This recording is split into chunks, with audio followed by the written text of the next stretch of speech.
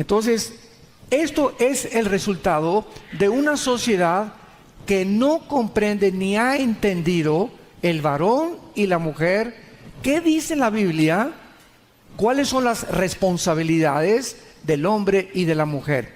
Y para ello pues vamos a comenzar desde el principio rápidamente en el libro del Génesis, para comenzar a entender cómo formó Dios al varón, cómo formó Dios a la mujer, completamente diferente al hombre, y por cuál los dos somos enteramente diferentes en nuestra manera de pensar, de ver las cosas, de las perspectivas de la vida. Tú tienes una opinión de cómo debes educar a tus hijos, la esposa tiene otra opinión. Tú tienes una opinión de qué comprar, tu esposa tiene otra opinión que comprar. Las mujeres son románticas, detallistas, ¿verdad? Necesitan estar rodeadas de atenciones. Las mujeres son como flores que necesitan sol, buen ambiente, agua, una buena tierra para que crezcan y no crezcan así todas marchitas y todas apagadas y todas completamente sin identificación. Y cuando el hombre entiende esto y comienzas a darle el trato a esa flor, a esa reina, porque somos el rey y ellas son nuestras reinas, y la tratas como una reina, tú no te imaginas, escúchenme muy bien esto, varones, no nos imaginamos cómo nos bendice Dios, porque el matrimonio y la familia es el gimnasio de Dios. ¿Quieres entrenar tu paciencia? ¿Quieres entrenar tu perseverancia? ¿Quieres entrenar tu humildad, tu mansedumbre? Es el hogar, el gimnasio de Dios. Por eso cuando Dios llama a alguien para ser pastor, las primeras condiciones que se requieren es que gobierne bien su casa. Porque si no gobierna bien su casa, ¿verdad? Pues entonces ¿cómo va a gobernar la casa de Dios? Y las normas para un líder y para un pastor son elevadísimas. ¿Por qué? Porque si un hombre de Dios, ¿verdad?, no está bien en su casa y no está bien con su familia, pues es imposible, ¿verdad?, que pueda recibir la bendición de Dios. Y lo mismo pasa con las personas que no son pastores. Todos los varones lo vamos a ver, de alguna forma somos pastores de nuestra esposa y de nuestros hijos. En Génesis capítulo 1, dice el versículo 27, que Dios nos creó a los dos. Y creó Dios al hombre a su imagen, a imagen de Dios lo creó, varón y hombre los creó. El capítulo 1 del Génesis es un bosquejo de la creación de Dios. Y vamos a ver que en el capítulo 2 se detallan las cosas que aparentemente fueron descritas como bosquejadas, con detalles en el capítulo 2. Por eso parecería a muchos que el capítulo 2 es diferente al capítulo 1 del Génesis. Pero es que el capítulo 1 describe un bosquejo, un resumen de los 7 días de la creación y la forma en la que Dios creó al hombre. Pero lo primero que tenemos que entender es lo siguiente: fuimos creados a la imagen y semejanza de Dios. No descendemos de chita, ni de los animales. Tiene un siglo propagándose en las universidades, en las secundarias, en las preparatorias, tus maestros en la escuela, que somos el resultado de una selección natural, que provenimos de una evolución. Y esto, aunque no está demostrado científicamente, ni por la biología, ni por las leyes físicas de la primera y segunda ley de la termodinámica, menos por la genética, se sigue enseñando. ¿Por qué?, te preguntarás. Son los debates que tenemos nosotros en las universidades con astrofísicos, con geólogos, con sociólogos, con psicólogos. ¿Por qué se enseña que venimos de los animales? Porque la otra cara de la moneda es la creación bíblica. Y si un maestro ateo de tu universidad y de tu secundaria o de tu preparatoria tiene miedo a poder examinar que las evidencias de la Biblia son más científicas, que venimos de un hombre y de una mujer, que el resultado de una evolución natural, ¿ellos qué tendrían que hacer? Convertirse a Jesucristo y aceptar a Dios. Entonces su soberbia intelectual les impide, no es por falta de evidencias, Yo recorrí universidades como ustedes no se imaginan y lo seguimos haciendo, demostrándoles a los mismos maestros universitarios que no existe escuchen, una sola evidencia científica de que venimos de los animales. Pero se sigue enseñando porque no hay otra opción. Las mismas leyes de la genética impiden la evolución. Jamás, desde que Darwin postuló su famoso libro El origen de las especies, nunca se ha demostrado la mutación de una especie a otra especie. Que un chango sea una jirafa, que una jirafa se reproduzca en un hipopótamo, que un hipopótamo se convierta en un camello, o que un delfín se convierta en una ballena, o que un halcón se convierta en otra ave. No existe eso en el mundo de la ciencia. ¿Por qué? Porque simplemente cuando se descubrió el ADN, 1954, por el doctor Watson y el doctor Crick, norteamericanos, que descubrieron la hélice del ADN, del ácido desoxirribonucleico. ¿Qué es el ADN? La información genética que en los más de 3 trillones de células tiene el cuerpo humano. En cada célula hay un software. En cada una de los trillones de células que el cuerpo humano posee, existe un código genético que va a determinar que tú no seas chango, que seas ser humano. El código genético de los changos va a determinar que sean changos. El del hipopótamo, que sean hipopótamos, que crezcan como hipopótamos, que tengan la cabeza, la trompota así. Los elefantes que tengan tropa, las jirafas que tengan un cuellote grandote para que se alimenten de las plantas. Dios puso un código en todo lo que existe. Una semilla de uva trae un código que dice que la uva tiene que ser chiquita, regordita, verdecita o morada, con todas las características minerales y antioxidantes que el cuerpo necesita. La semilla de la naranja tiene un código que trae exactamente lo que Dios programó. La de la papaya tiene otro para el estómago. Todo absolutamente en la creación de Dios, Dios lo creó con un esperma, que se tradujo en la Biblia semillas. Y esto es lo que impide la evolución. Entonces, si tú cruzas a un caballo con una burra, ¿qué sale? Como que una burra. Nace una mula. Nace una mula. ¿Y saben algo? Por haber roto las leyes de Génesis 1, 11 y 12, que cada cosa sea de acuerdo a su especie y a su semilla, por hacer eso, la mula nace híbrida, sin capacidad de reproducirse, porque violó las leyes de la genética de Dios.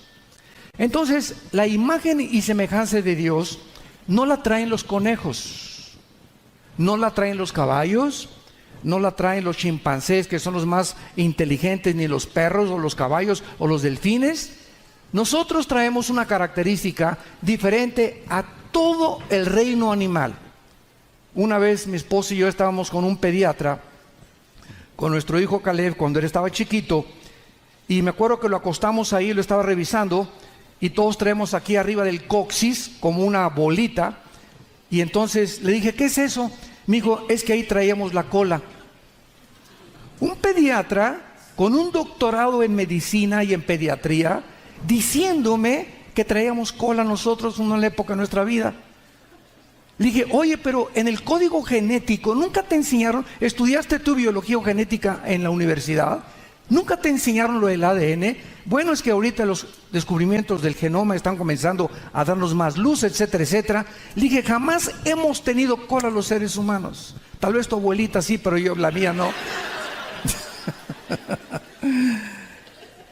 Entonces, fuimos creados y la Biblia es el único libro de los billones de volúmenes de literatura que existan en todas las librerías del mundo. Ningún libro fuera de la Biblia nos dice quiénes somos.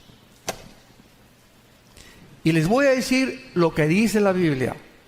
Somos un espíritu, apúntalo. Tenemos un alma y vivimos dentro de un cuerpo. Somos espíritu, número 1. 2, tenemos un alma y vivimos dentro de una botella, un envase, como tú le quieras llamar, un cuerpo que se está deteriorando celularmente de acuerdo a la primera y la segunda ley de la termodinámica o de la entropía física, y por esa razón envejecemos y nos tenemos que morir. Pero ninguna persona, ningún investigador, ni Sigmund Freud, ni Luis Pasteur, ni nadie de los más grandes doctores médicos e expertos en medicina, nunca nadie podría tener la información que constituye al ser humano más que el que nos creó. Solo Dios lo pudo haber hecho. Y Dios no se reveló en el libro del Mormón, ni en el Corán de los musulmanes, ni en el libro de los hindúes. Dios se reveló en la Biblia. Y cuando venimos a la Biblia nos damos cuenta que es un libro de características sobrenaturales. Les voy a contar un cuento para que podamos entender esto. Aproximadamente como en 1905, 1906 del siglo pasado, estaba un muchacho con un vehículo descompuesto. Levantó el cofre, los carros antiguos tenían el cofre por acá y por acá. Y ahí estaba metiéndole la mano el muchacho, se arremangó las mangas de la camisa, lleno de grasa y todo. Y en eso pasó otro carro con un hombre elegantemente vestido con un sombrerito. Y se bajó este hombre elegantemente vestido y le dijo al muchacho, ¿qué estás haciendo? Y le contestó, pues tengo aquí como una hora, ¿verdad? Y no puedo encontrar el problema, ¿por qué no arranca el coche? Y entonces el señor elegantemente vestido le dijo a este muchachito, ¿me permites ayudarte? Claro que sí, porque pues yo ya no puedo con este coche. Entonces este señor se quitó su sombrero, también se le arrancó las mangas, no sé qué cosa hizo ahí, y ¡pum!, que arranca el carro. Y el muchacho sorprendido le dice, oiga, yo tengo aquí casi 2 horas tratando de encontrar el desperfecto y usted en segundos lo arregla. ¿Quién es usted? Y le contestó el señor, yo soy Henry Ford, yo hice el coche.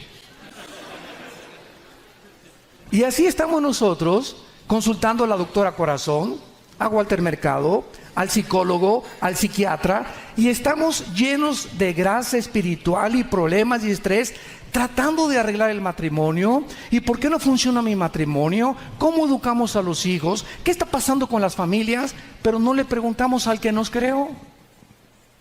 Entonces, si queremos saber quiénes somos, quién es el que nos fabricó, cuáles son las disposiciones y de qué forma funcionamos mejor, cada cuando tenemos que cambiarnos el aceite, tenemos que consultar al fabricante. Y el fabricante nos dejó un manual que se llama la Biblia.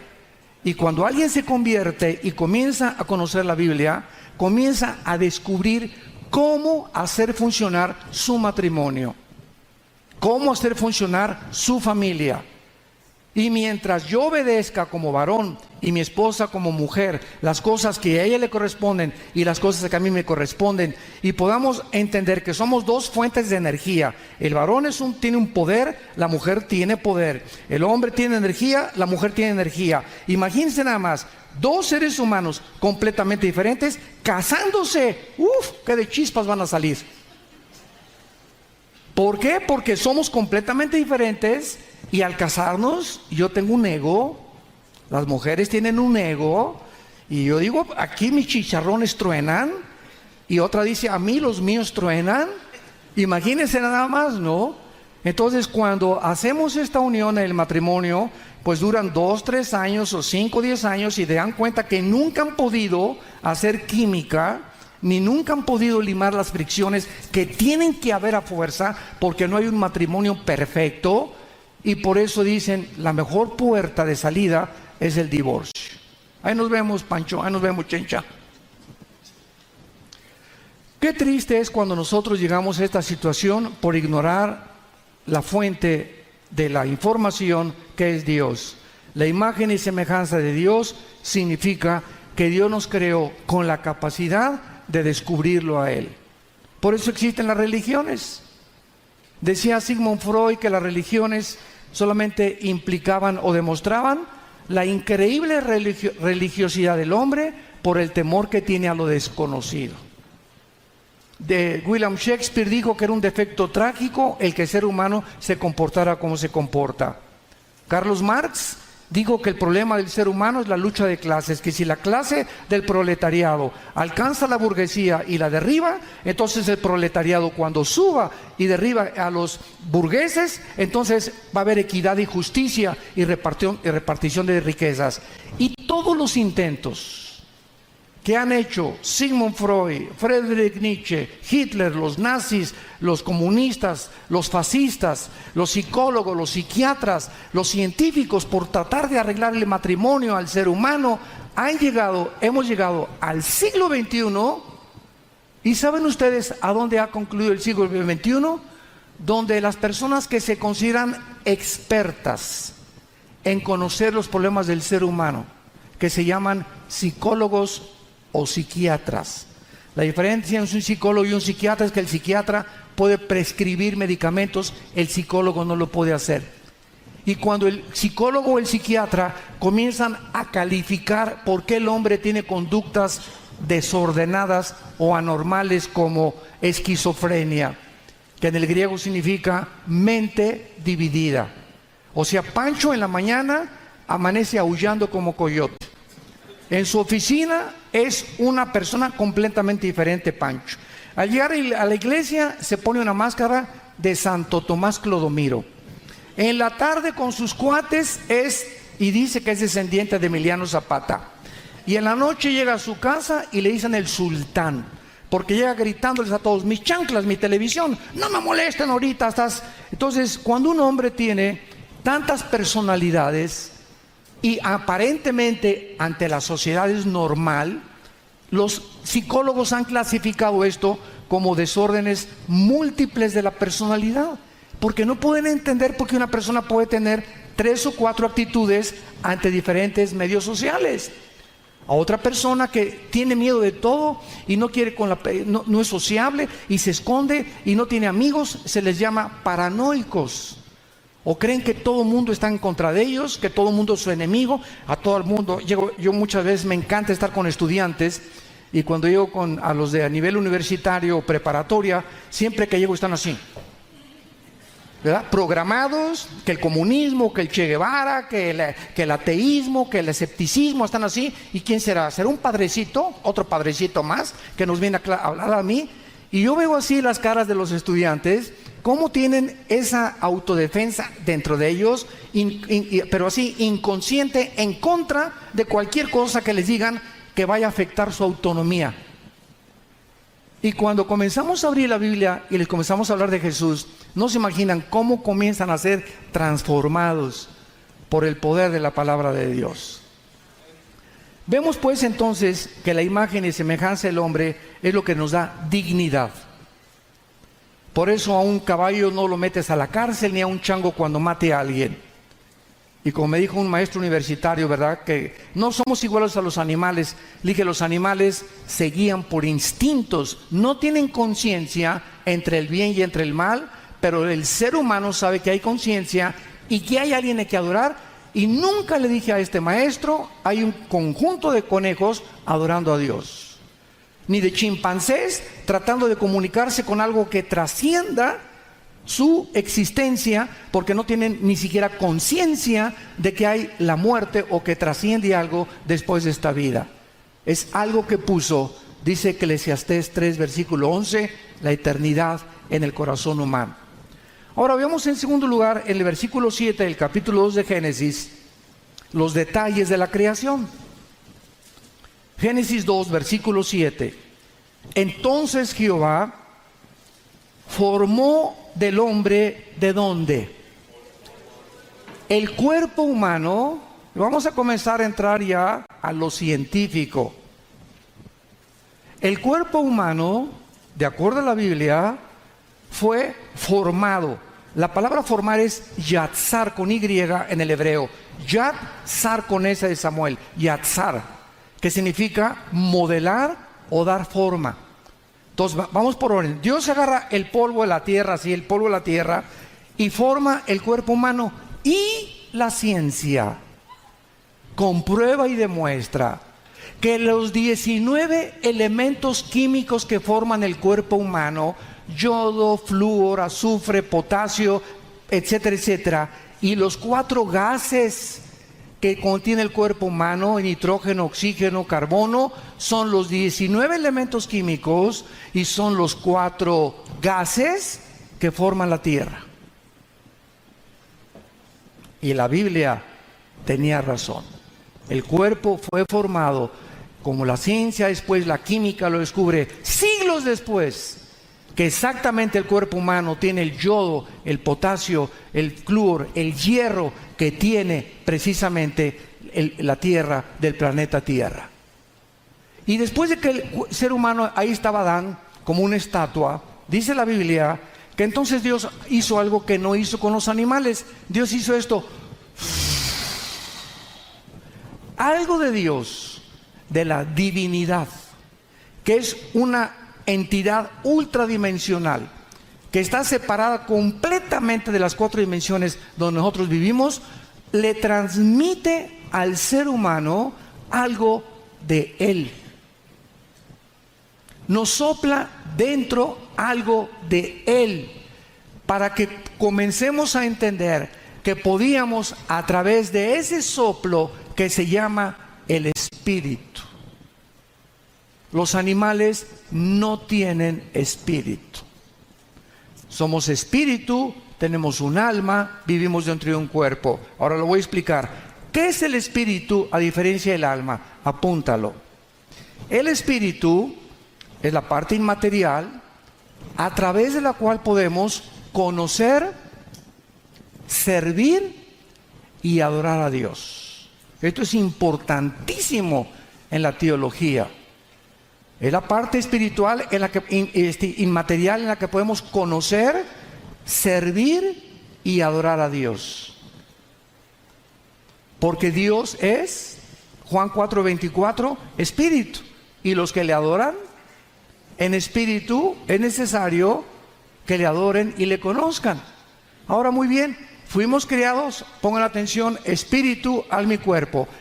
Dios, a través de lo que sopló, a través de nuestro espíritu, Adán y Eva estaban conectados, se conectaron a la fuente de energía. Adán y Eva, como seres humanos, no tenían energía propia. Tenían que estar conectados con Dios para conocer a Dios por medio del espíritu. El alma, apúntalo, es el asiento de la mente, de las emociones, de los sentimientos y de la voluntad. Vean la diferencia que hay entre espíritu y entre alma. El alma es la mente, sentimientos, emociones y voluntad. En la Biblia se le llama el corazón. En el hebreo es con L de Lola, E de Enrique, B de Víctor, Lev. La palabra Lev en el hebreo, siempre que tú veas el corazón del hombre o el corazón de Dios, se refiere al alma, no al espíritu. Y el cuerpo simplemente, ¿verdad?, es donde el alma y el espíritu están dentro de nosotros, y cuando nos morimos, lo vimos ayer en la tarde, al morir se sale de nosotros el alma y el espíritu, se van a la presencia de Dios. Si morimos en Cristo, nuestro cuerpo lo creman, lo acabas en la panza de un tiburón, te cae un ladrillazo en la cabeza, te atropellan, te hacen pedacitos, te queman. No importa la forma como eras, ni cómo quede tu cuerpo, si lo queman, si no lo queman, si lo entierran, etcétera, etcétera. Cuando nosotros morimos, se sale de nosotros nuestro yo, lo que somos, espíritu y alma, y nos vamos a la presencia de Dios. Cuando venga Cristo en el arrebatamiento, resucitamos los cristianos, y en el aire, 1 Tesalonicenses 4, 16 y 17, nos juntamos con el alma y con el espíritu, y así desde ese momento estaremos siempre con el Señor, con un cuerpo semejante al cuerpo de la gloria de Cristo cuando Él resucitó, con las condiciones completamente transformadas y cambiadas a como estábamos actualmente. Entonces Dios sopla entre nosotros aliento de vida, y el hombre es un ser viviente. Muy bien, Dios le dijo a Adán, y a los ángeles también: no son dioses. Adán, tú no eres Dios. Eva, tú no eres diosa tampoco. Y Dios le dijo a Adán: mira, Adán, te voy a poner un reglamento y un huerto, y vas a poder comer de todos los árboles que están alrededor. Versículo 9. Y Jehová Dios hizo nacer de la tierra todo árbol delicioso a la vista. Qué ricos mangos, papayas, frutas, qué rico todo lo que Adán tenía ahí para comer. Y también el árbol de la vida en medio del huerto y el árbol de la ciencia del bien y del mal. Versículo 15. Tomó Dios Jehová al hombre y lo puso en el huerto del hombre de Edén para que lo labrara y lo guardara. Y mandó Jehová Dios al hombre, le dio una orden como un comandante, como un general: come de todos los árboles, Adán, pero te prohíbo tocar uno solo, el árbol del conocimiento del bien y del mal. Lo vamos a explicar. Dios pone a Adán en un medio ambiente perfecto y le dice a Adán: tú no eres Dios, Adán. Quiero decirte una cosa: como un ser creado a mi imagen y semejanza, tienes que tener limitaciones, y tú no tienes la deidad ni la soberanía que tengo como creador, porque yo fui el que te creé. Tú no has creado ni tienes el poder de crear nada. Entonces tienes una sola limitación: de ese conocimiento del bien y del mal no vais a participar. Lo interesante de este mandamiento es lo siguiente: no dice el árbol del mal. ¿Ya lo notaron? Del bien y del mal.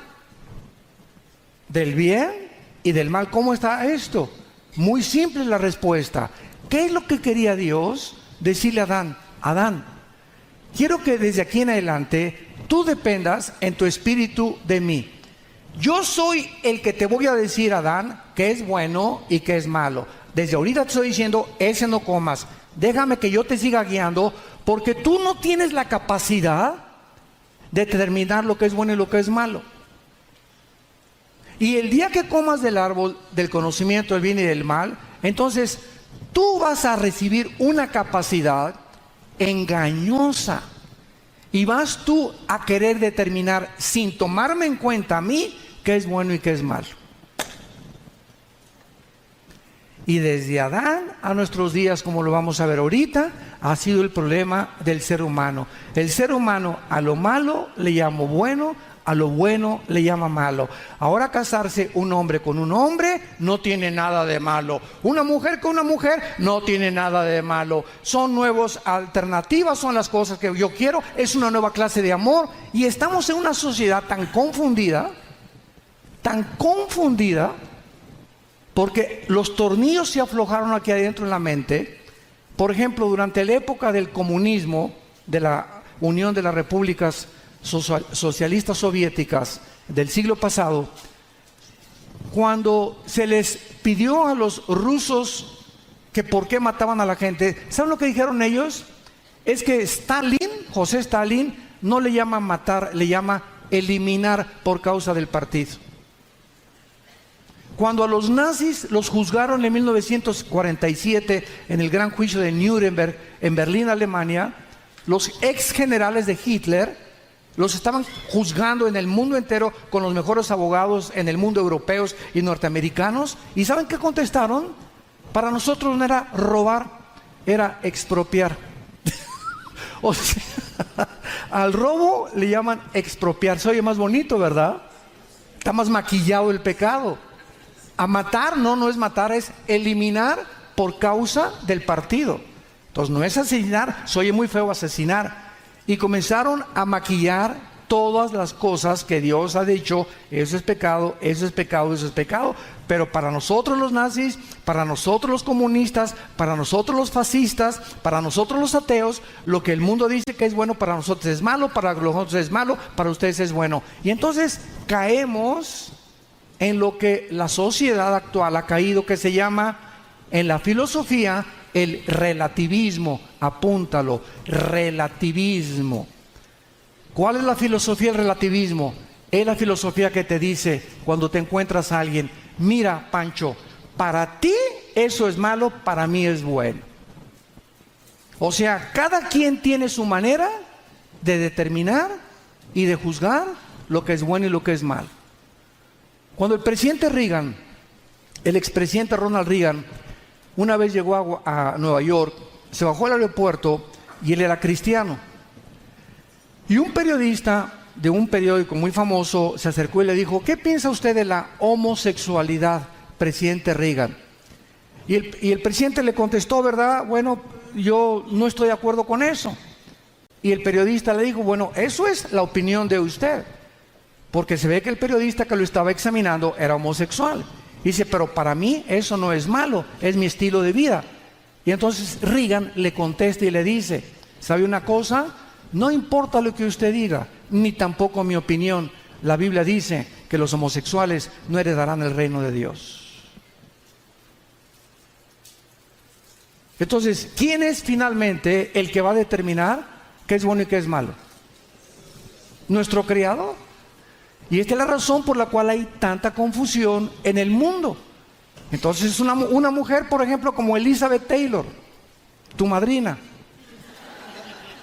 9 matrimonios la chulis. Es que este no me hace feliz, es que este no se parece a John Travolta, este se parece a Luis Miguel, no, este es más macho, y comienzan las artistas principalmente, ¿verdad? Y tanta gente a creer que pues van a encontrar algún día la mujer perfecta, o igual los hombres. Rock Hudson, por ejemplo, a Rock Hudson se le consideró el hombre más guapo de los 50, 60 de Hollywood. Un hombre de casi 1,90 de estatura, era perfecto en su físico, en su cara, en todo. Y tuvo tantas mujeres que no encontró ninguna y acabó homosexual y murió de SIDA. Fue el primer actor de Hollywood que murió de SIDA.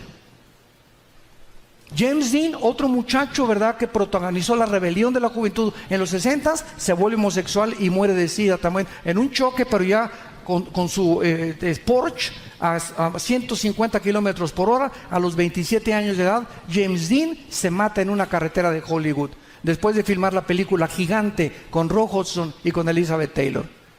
Entonces, el ser humano cree: voy a encontrar a la mujer feliz, esta no me hace feliz, espérame tantito. Tú no te casas para buscar que te hagan feliz, papá.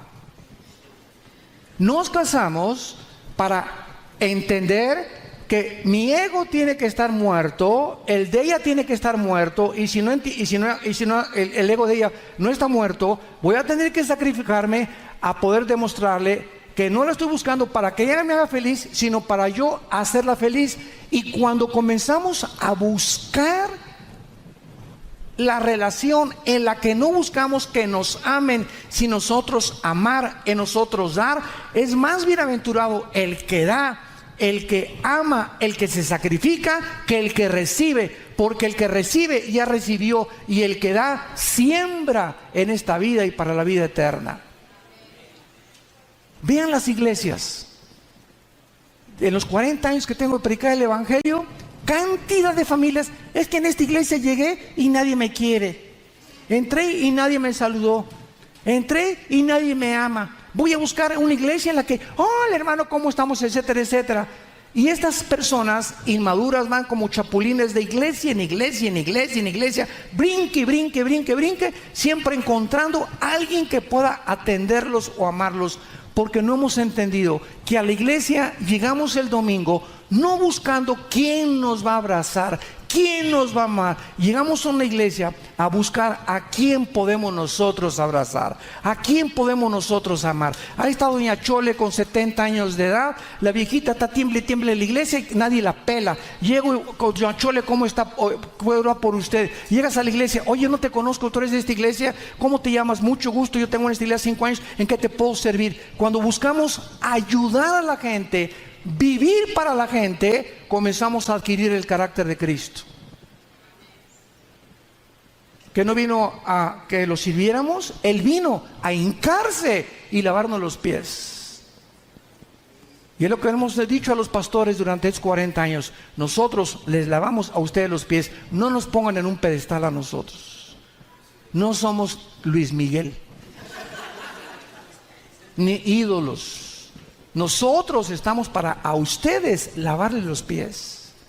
Nosotros somos siervos de ustedes, porque nosotros tenemos que poner el ejemplo, los líderes. Y si tú quieres poner el ejemplo en tu misma casa, lávale los pies a tu esposa, aunque le huelan a queso manchego.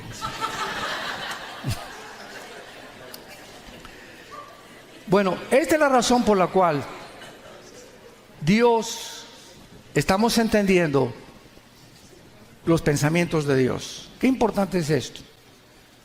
Y después de todo esto, dice la Biblia que entonces Dios formó los animales, versículo 19, y le trajo todos los animales a Adán. Eva no había nacido todavía.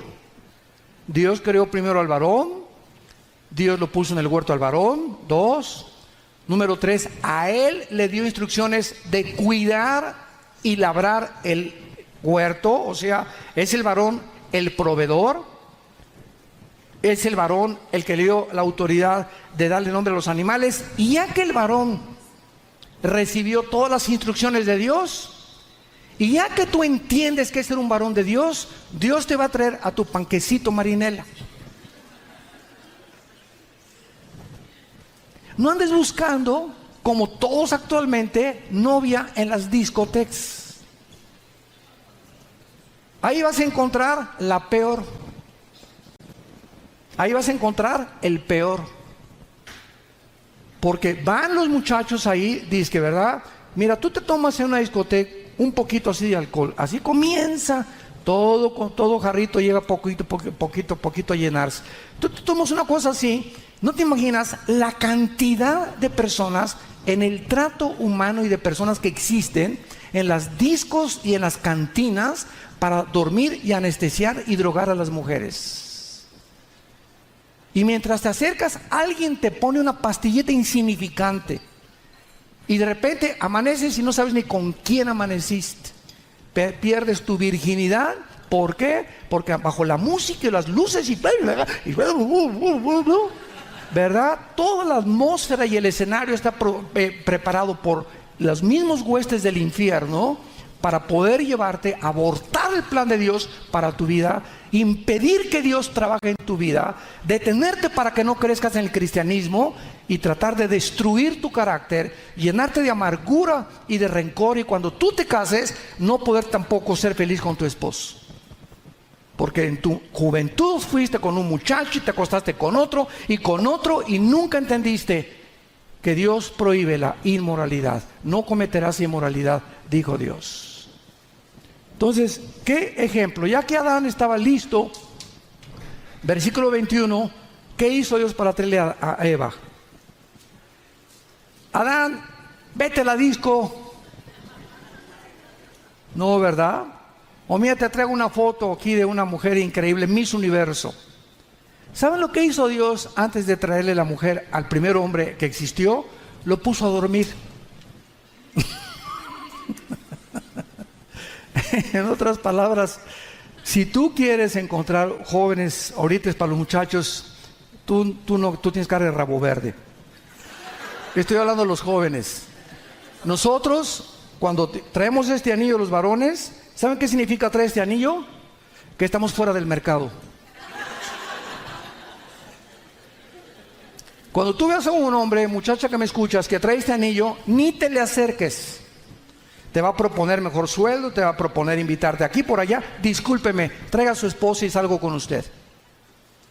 ¿Por qué? Porque este anillo implica que ya no estamos en el mercado. El día que nos casamos, ¿verdad? Le dijimos a 2.5 billones de lupitas, carmelitas, adiós, adiós, adiós, adiós, adiós, adiós.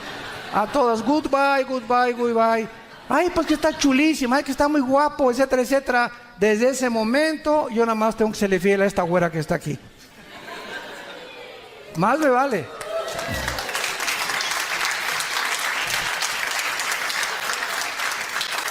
Si queremos, que Dios nos bendiga. No podemos jugar con Dios.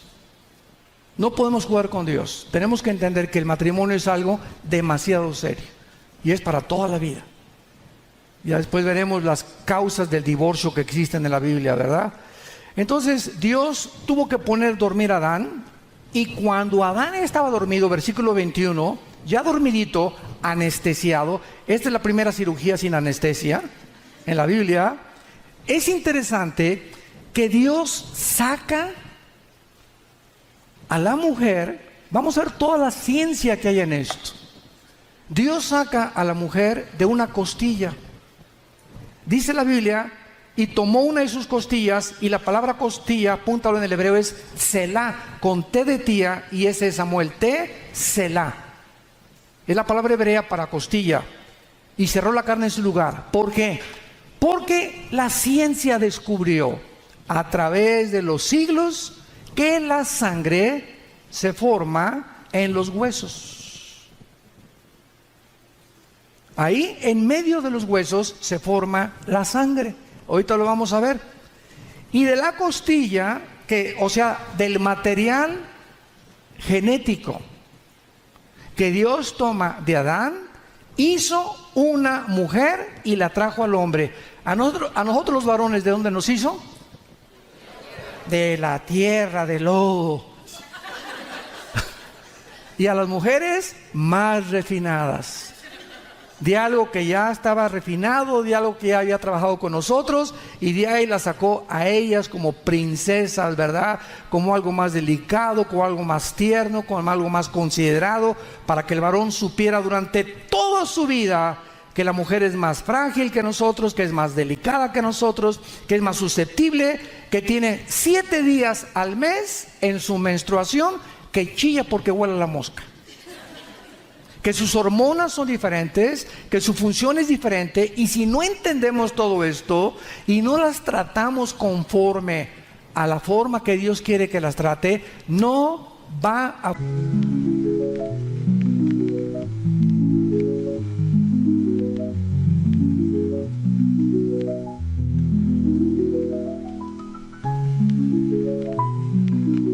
nuestro matrimonio. No va a funcionar. Y entonces van a buscar el escape por aquí por allá, y nunca el divorcio es la salida. Más que en casos ya demasiado tremendos, ¿verdad? Donde ya es tóxico la relación en la que ninguno de los dos quiere jalar. Entonces, cuando Dios le trae a Eva, dice el versículo 23, aleluya, gloria a Dios. Esto es ahora hueso de mis huesos, carne de mi carne, y es Adán el que le pone el primer nombre a la mujer, varona, que en el hebreo es Isha, I-S-H-A. El varón es Ish, la mujer es Isha. Esta será llamada Isha porque del Ish fue tomada. Y en ese momento, cuando Adán ve a Eva, dice: yo sabía que con la jirafa yo no tenía nada que ver, ni con la changa, porque acuérdense que antes le trajo a todos los animales Dios a Adán. Y Adán descubrió, porque de acuerdo a Dios dijo, no es bueno. La primera vez en la Biblia que Dios dice que algo no es bueno. ¿Y qué fue lo que Dios dijo que no era bueno? Que estemos solos. Que estemos solos los varones. No es bueno que nosotros vivamos solos, más cuando ya pasamos el 5.º piso. ¿Por qué? Porque necesitamos una mujer. Mentiras que no, yo la puedo, que no, vivo mejor solo que mal acompañado. Eso sí. Pero por eso, si eres cristiano y oras, ¿verdad? Dios, a menos que sea un llamado de Dios, como Pablo, que enviudó. ¿Cómo sabemos que era casado Pablo? Porque formaba parte del Sanedrín, y para formar parte del Sanedrín tenía que ser casado. Entonces enviudó, y ya en viudo, ya Dios lo llamó a servirlo. Y ya, ¿verdad? Pablo escribe en 1 Corintios 7 que mejor a muchos que llama a Dios ya grandes se queden así, si tienen un llamado para ir por todos lados de misioneros, porque es más difícil con un matrimonio, ¿verdad?, irse de misionero. Pero si no ese es el llamado, ¿verdad?, entonces no es bueno que el hombre esté solo. Le haría ayuda idónea para él. Y vean en el versículo 24, con 3 palabras, lo que es el matrimonio. Esto es increíble. 3 palabras usa Dios para definir lo que es el matrimonio de forma, en una cápsula sabia, reducida. Por tanto, dejará el hombre a su padre y a su madre, y se unirá a su mujer, y serán una sola carne. Número 1. ¿Qué es el matrimonio? Mamá, eres muy linda, mamita, y siempre te voy a respetar y siempre, pero voy a querer. papito lindo, gracias por haberme traído a la vida, crecí con la familia de ustedes y voy a honrarlos durante toda mi vida. Fido, mi perro, adiós Fido, mi perico, mis hermanos, adiós todos, mi familia antigua con la que yo crecí, adiós. El momento que yo me caso, estoy formando una nueva familia y de ahí en adelante mi prioridad es Dios y número uno, ya no mis papás, mi esposo. Jesús, María y José y el burrito que los acompaña. ¿Voy a seguir amando a mis padres? Los voy a seguir honrando, Efesios capítulo 6, pero mi prioridad delante de Dios después de casado es mi esposa. Ni mis hermanos, ni mis hijos. Mi esposa en primer lugar. Y hay de mi papá, o sea mi mamá o mis hermanos, que se metan con mi esposa. Porque si ya casados yo llego, ¿verdad? Y alguien la trata mal, o mis cuñados, eso, discúlpeme, ¿verdad? Pero yo no la vuelvo a traer aquí en Navidad, ni estoy con ustedes, ¿verdad? Porque a mi esposa la respetan. Y a nuestra propia familia hay que hacerles ver eso. A mi esposa, familia con la que viví, van a respetar con la que Dios me dio como compañera. Y cuando un hombre toma esta actitud, es cuando es un hombre de los pies a la cabeza. Y Dios te bendice como tú no sabes. En tercer lugar, nuestros hijos. Nuestros hijos es en tercer lugar. En cuarto lugar, el trabajo. Y cuando venimos a Cristo, todo está al revés, ¿verdad? Venimos a Cristo y el trabajo es el primero y por aquí, por allá, y trabajo de las 7 de la mañana y llego a las 10 de la noche. Ya tengo 5 años de casado y he hecho mucho dinero y ya soy diputado, y ya soy gobernador y ya tengo una fábrica y esto y el otro. Y tengo 3 o 4 o 5 años que en estos 3 o 4 años ni siquiera he ido 2 veces al año de vacaciones mi esposa y yo solos. Tenemos años que no nos sentamos a platicar, a tomar un café juntos. Tengo años que ya no sé cómo piensan, ni mucho menos le compré un abrigo, le compré un carro Mercedes-Benz, todo. Y llega el momento que tu esposa te dice: mira, papacito, sultán de sultanes, papucho de papucho, gracias por todo lo que me has dado, pero ¿sabes una cosa? Tenemos años de casados y no te conozco. Siempre estás como momia, como nopal. No platicas, no te expresas porque eres macho camacho y mi padre así me enseñó a hacer. Y sabes una cosa, vienes a Cristo para que dejes de ser como tu papá y como tu abuelo. Hijos de Pancho Villa. Que se nos quite lo macho camacho. Y entonces comienza la transformación. Y comenzamos a entender que no es lo que yo pienso, ni que el matrimonio como yo creo, ni que no, las prioridades las establece Dios. Dios me dice qué es lo que tengo que hacer, cómo debo de comportarme, qué es lo que voy a hacer. Y cuando yo hago esto, se llama fe. ¿Qué es la fe? Creer lo que dice Dios. Mientras tú digas, voy a seguir haciendo lo que yo creo que es bueno y no lo que dice la palabra de Dios, vives una fe engañosa. Eres una persona religiosa, pero no eres hijo e hija de Dios. Porque en aquel día me dirán muchos: Señor, Señor. Mateo capítulo 7. Yo te seguí y fui a Vida Nueva, ahí a Querétaro, y hasta oír al doctor Alducin el sábado. Y fui a esta iglesia y fui por allá, y etcétera, etcétera. Y les dirá Cristo: nunca, ¿sabes qué? Una cosa, nunca te conocí. Venías como cualquier persona religiosa, pero de lunes a miércoles eras hijo del anticristo. Te portabas como diabla, pero el domingo eras santa. Y sabes una cosa, la vida cristiana es una relación diaria, en espíritu, en verdad, viva, real, orgánica, con alguien que vive, que nos observa las 24 horas del día y que nos paga conforme a nosotros obedezcamos su palabra. El matrimonio es abandonar la familia y la experiencia lo comprueba. Escuchen esto: el 65% de los divorcios en Latinoamérica se deben a terceras personas viviendo en el hogar. Cuando te cases, por el amor de Dios, no te traigas a tu suegra, menos a la luna de miel, a menos, ¿verdad? A menos, ni a tu hermano ni a tu hermana. Y si nosotros, los que tenemos hijos casados, ¿verdad?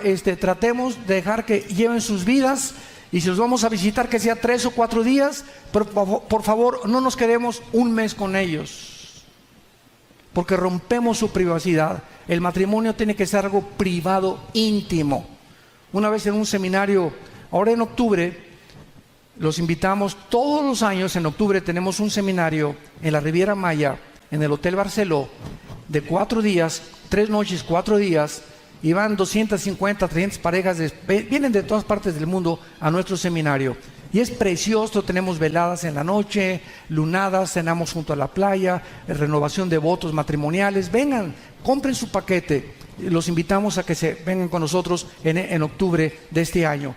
Y en uno de estos seminarios, un hermano dio un testimonio y nos dijo: no, es verdad eso lo que el hermano dice. Yo me casé, dice, y ¿qué creen? Que mi suegra tenía ya como 3 semanas viviendo con nosotros. Y resulta que una noche, me dice, nos contó el hermano, a todos los estábamos ahí, me levanté como a las 2 de la mañana por un vaso de leche y abro el refrigerador, y detrás del refrigerador vi un marciano. Y todos los cargaban. ¿Cómo que un marciano? Sí, mi suegra llena de tubos. Estaba detrás del refrigerador y yo en ropa interior, y los dos hicimos ¡ah! ¡Ah! Ella por verme en ropa interior y yo por verla como un casco para que sea marciana, ¿no? Y dice: sí, ahí me di cuenta, ¿verdad? Que ya no podía yo ni levantarme en la noche en chones a servir leche, porque no sabía dónde andaba mi suegra, por ahí fisgoneándonos por toda la casa.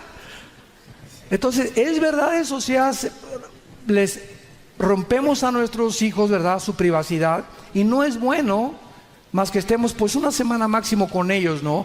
A menos que tus papás estén inválidos o tengas un hermano que nadie los pueda cuidar, son las únicas excepciones. Pero fuera de eso, trata de que tu matrimonio vivan solos, que nadie se meta, porque dicen: el muerto y el apestoso a los 3 días huelen. En segundo lugar, el matrimonio es: y se unirá a su mujer. El matrimonio es la única institución donde se permiten las relaciones sexuales. Usar el sexo antes de casarte, o ya casado con alguien que no sea tu esposa o que no sea tu esposo, se llama adulterio. Y Dios se enoja. Si hay algo que Dios haga que se enoje y que detenga sus bendiciones y que bloquee nuestra prosperidad y nuestro avance en la vida, eso significa la palabra maldición. Maldición significa que hay algo en la vida que no te permite prosperar. Y tienes 4 o 5 años y un trabajo y 2 trabajos y 3 trabajos y no funcionas, y tu matrimonio está mal y con tus hijos está mal, y ves que nada te sale en la vida. Hay una maldición, hay algo que está impidiendo espiritualmente que avances. Se llama pecado. Se llama pecado. Vean Proverbios capítulo 5. Y vamos a terminar, aunque se nos hizo ya muy tarde, pero como ya nos está filmando, pues yo me puedo seguir un poquito más, ¿verdad? Nadie dijo amén. Bueno, ya me voy. Ah, bueno. En Proverbios 5 dice el versículo 18 en adelante: sea bendito tu manantial y alégrate con la mujer de tu juventud. Proverbios 5, 18. Como sierva amada y graciosa gacela, tus caricias, las de ella, las de tu esposa, te satisfagan en todo tiempo, y en su amor recréate siempre. ¿Y por qué, hijo mío? ¿Por qué? ¿Por qué andarás ciego con otra mujer? ¿Por qué andas ahí de rabo verde con otras chavas? ¿Por qué andas creyendo que te puedes salir con la tuya? Dice el Señor: mira, te estoy viendo las 24 horas del día. ¿Por qué andas con una mujer que no es tu esposo? Y abrazas el ceño de la extraña, porque tus caminos, dice el Señor, están ante mis ojos, y yo considero todas tus veredas. Y terminamos con el libro de Malaquías capítulo 3. Antes de Mateo está Malaquías. Es el último libro del Antiguo Testamento. Malaquías capítulo 2. Y vean ustedes cómo termina el liderazgo sacerdotal del Antiguo Testamento. Malaquías 2, versículo 13. Y esta vez harás cubrir el altar de Jehová de lágrimas, de llanto, de clamor. No miraré más a tu ofrenda para aceptarla con gusto. Y vean la insensibilidad a la que un hombre puede llegar. Y me dirán, ¿por qué? ¿Cómo que por qué? Cara de sope. Porque Jehová